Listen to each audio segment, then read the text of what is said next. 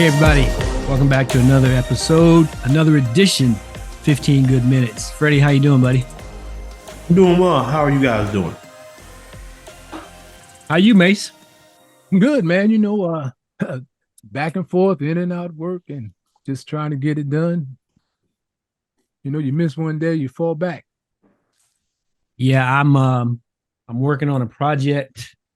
Someone gifted me a Mac, and I'm not a Mac guy per se. I mean, this is what we used in college for video production because they had a relationship with the school. But someone gifted me a Mac, and it's not a MacBook, it's not a Mac Air, it's not a MacBook Pro, it's not an iMac. It's a Mac Pro. It came here in a box. The box weighed 80 pounds. Wow. The UPS guy said, I have to bring this in. Okay. The packaging, the box itself was 35 pounds. The rest of it is the computer itself. It's a beast. It's a professional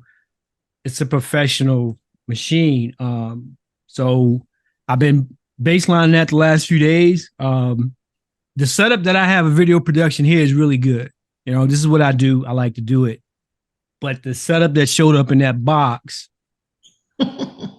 blows this away. So much so, Freddie, it didn't even come with a monitor. It's just the computer's so big, it comes with handles. I'll send you guys pictures of it. So I had to go then do some research for 3 days to find a reference monitor, which is called an IPS monitor that has a particular type of color science because of the type of color grading that I have to do when I'm editing. So I finally got it all set up, and it's insane. The computer itself, before they configured it, was $7,200. They just gifted it, so I feel obligated, to put it in rotation. Is it like a tower? Yes, very much so. I think I know exactly what you're Looks talking like a cheese grater in the front, Freddie. It's Yep. it's all silver and and it has the handle on the top of it. yes. I know exactly what you're talking about. Yeah. Those are heavy. Yeah, very heavy. Just getting it up here to the office was a bit of a chore, but I was gonna make it. So that's what I kind of been up to. So over the next couple of weeks, I'm gonna shift some of the stuff that we do here production wise over to this new setup. But before we get going, thanks to all those who weighed in last week. We got some really good responses back to NBA starting 5. Shout out to my guy, Coach Sherm, high school basketball coach out there at Chapelgate, doing big things out there. He's got a really good squad. I was fortunate enough to see those guys play in the playoffs last year, and I wished him nothing but the best this year. And to Dee, one of our most loyal followers, she struggled because I was limiting people to know. How we had an honorable mention. Remember in the question of the day, we said no honorable mention. So she was struggling in that guard realm. But thanks to them for taking the time to weigh in. We do appreciate it. We're starting to ramp up, Freddie, for the playoff run in baseball. Now, when I talk about the playoff run in baseball, I'm really talking about the wild card, right? Because that's everybody that's in the leader's position. So if you go to both leagues, right, you've got, I'll call them, 3 divisions, 3 leagues, whatever you want to call them. You got the AL East, Central, and West. You got the NL East, Central, and West. So it's just those 3. Whoever is leading in that, you're automatically in. That's what baseball does. Typically, the second place team is the wild card team, right? So you'll have 3 wild cards. The fight is for everybody there and below, and that's where some serious battles going on. So I wanted to throw some of these out to you guys today. See if you're following this. I'll start with you, John, and just tell you right off the top, the leaders as of today, we're taping on Wednesday. The leaders, AL East are the Orioles at 74-46. Central are the Twins, 63-59. West are the Texas Rangers at 72-48. Sticking with the West, right now, the team that's in second place for there, the Astros, 3 games behind them. And the Central, Cleveland, is 5 games behind the Twins. And then in the AL East, the Rays, they're just 1 game. It's kind of nip and tuck between them and the O's. So any thoughts on any you see anybody jumping that line, so to speak, to make a press for the wild card in either of those 3? I know I've been feeling a certain way about Baltimore. They've been playing great ball, but I don't know if they can sustain in the playoff. That's an interesting perspective. So you're saying they may not even hold the 1? Well, there's been a lot of surprises this year. especially in the American League at least. You know, people who you would think would be there or not there. And I don't just mean the Yankees. I mean Boston. You know, there's a lot of guys that look good at the beginning of the year. But I mean, I hope they can stay. But Texas is real close, and they got some nice players. I like that third baseman they got, and I know. Right, but Texas is in a different division than Baltimore. Yeah, I'm sorry. Yeah, he's in. Yeah. So right. So right now, we're sticking with the AL, right? Yep. Today, your 3 wild card teams would be Tampa Bay, Houston, Toronto. Yeah. And then behind them, Seattle, Boston, Yankees. So that's what I'm looking more for is. Well, and isn't it like a 1-game play-in though? Well, here's the thing, Freddie. I believe, and I'll have to check it. Yes, it used to be. Yeah, now now I think the wild card is a 2-game. 2-game, 1 to 3. It's a 2-game thing. Yeah. But just a couple years ago, it was a single elimination game. You may remember San Francisco Giants and the Dodgers were both 100-win teams, and one of them ended up as the damn wild card team, San Francisco, that year. Freddie, it says here it's the best of 3 now. I think Houston will get out of the. I think Houston will win that division because they're only like 3 games back, 2 games back of 3 right now of the Rangers. So you got okay. So that's interesting. You got Houston ascending to the 1 slot. Mm-hmm. So does that mean that you see in Texas as the wild card from that division? Yes, and that's only because I think the Rangers. I think they're so young. I think at this time of year it's just about who gets the hottest, and considering they're they have a 3-game lead or 2-game lead up on Houston, and Houston has been there the last 4 or 5 years, as opposed to the Rangers has been in the crapper since forever and a day, right? Well, let's not forget the trade deadline and those Texas picking up Max Scherzer, who's been a beast since he's arrived at Texas. That's what you do at the trade deadline to give yourself a shot. Last 10 games, Texas is 8-2. Last 10 games, Astros 6-4. So if Texas is gonna fall off, you might want to send them a memo because they out here getting it, man. Yeah, they are. I mean, you got to do that for me to be a believer of them. They got to do it consistently for a whole year. I'm not saying you have to win the World Series, but just getting there, right? Yeah, I need to see that consistency for an entire season. Yeah, I'm gonna switch over to the National League.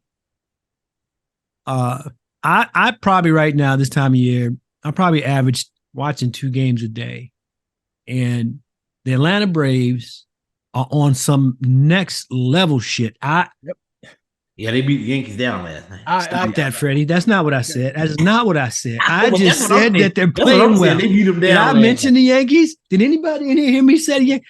When I was texting you guys last night about watching the Knicks, I was back and forth between the Knicks and Miami in the '97 playoffs and the Yankees and the Braves. I said, this is horrible. They beat us down 2 games in a row. I have not seen the score from today, but I don't see them letting up, JR. I think they are. Yep, strong. I think they're for real, and I think that this. When's the last time a team went back to back? That's a good question. I don't know. They could be a good team to do it. Don't go to sleep on Los Angeles Dodgers, because if those two, and for me, Freddie, that would be a National League championship for the ages. And again, Freddie's point. Let's look at the last 10 games. Atlanta 7-3. Dodgers 9-1. Oh, no. Now I'm not saying that's gonna hold JR for all of September, but you got a couple powerhouses going full steam ahead, and they ain't tapping the brakes.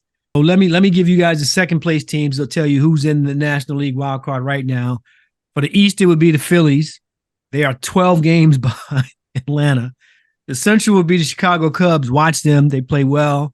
They're only 4 games behind the Milwaukee Brewers, who are leading the NL Central. And then, like I said, the Dodgers are right now 8 games in front of San Francisco Giants. Those are your 6 teams that are slated to play. But when we look at the East, JR, do you see any action coming from the Marlins, the Mets, or the Nats? Nah, I really don't. I don't see any. Just say no. You don't have to think that long. These cats. I can see the Marlins because they're so close to Philly. right? Yeah, they are. They are. Marlins could step in. The Cubs and the Reds, I could see Cincinnati getting in there. I'm just gonna put it out there. That division is a shit show. I mean, It is. I mean, it's just look at their. Let's look at their last 10 games. The Brewers 6-4, Cubs 5-5, Reds 3-7. But they're all right there. Somebody got to win that division though. Do any of you see any surprise teams, a team that we really haven't talked about today, eking their way into the playoff picture, much like 2019 Washington Nationals? I don't. Yeah. In the AL or NL. No, neither one, right? I don't see anybody sneaking in.